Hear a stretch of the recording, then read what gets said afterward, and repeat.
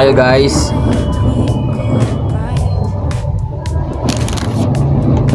Merry Christmas sa inyo guys. Merry Christmas to all my friend, my family, to all people. Merry Christmas. Marami kayong handa, no? Kami wala. Kape lang. Goods na ako. A few moments later.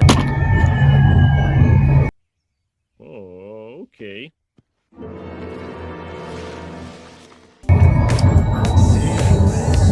May wala ako may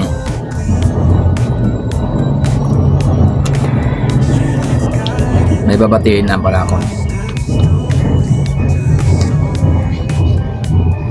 Isang taong importante sa buhay ko. Babatiin ko ngayon.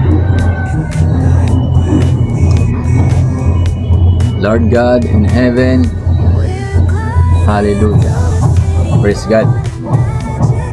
Merry Christmas, Papa Jesus. Maraming salamat Panginoon na binigay mo sa akin ngayong araw na kagalingan ng katawan. Maraming salamat sa iyo Panginoon. Merry Christmas sa iyo Panginoon. Alam ko Panginoon na may gift ka para sa akin ngayong Christmas. Kiniklaim ko na yun Panginoon. At alam ko na yun kung ano yun. Yung binigay mo sa akin na gift na yun, yun yung nagising ako ngayong umaga na walang sakit, walang demonyong nagharang sa mga oras na natutulog ako. Oh my God! Wow! Yung gift mo ngayon. At maraming salamat sa panahong ako'y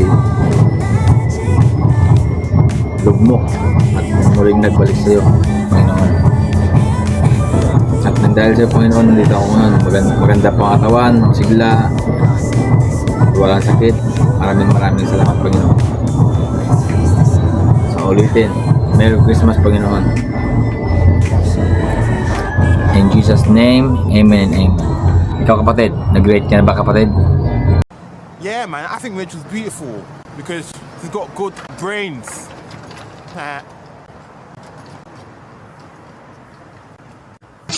I am the one, the way your son don't need a gun to get Kay Jesus, nag-rate ka na ba? O baka naman lasing ka na? Diba baka naman nagwalwal ka na?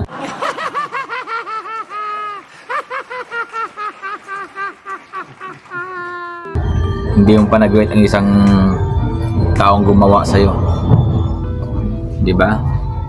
Mag-rate ka muna. Mag-rate mo muna siya. Oh, okay. Dahil may regalo din siya sa'yo.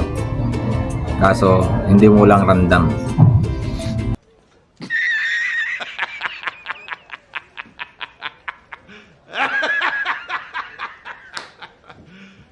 You serious?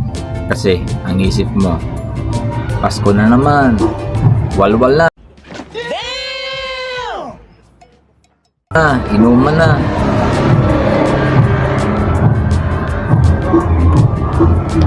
Pero, hindi mo alam kung ibig sabihin ng Pasko.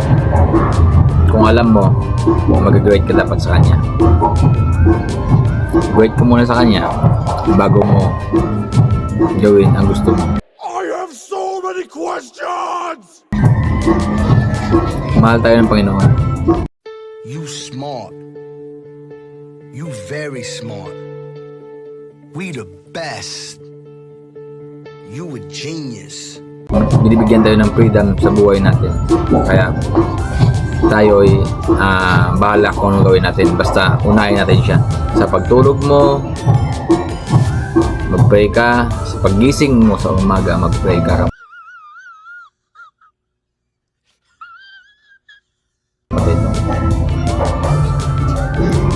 Para palagi kang gabayan ng Panginoon sa araw-araw.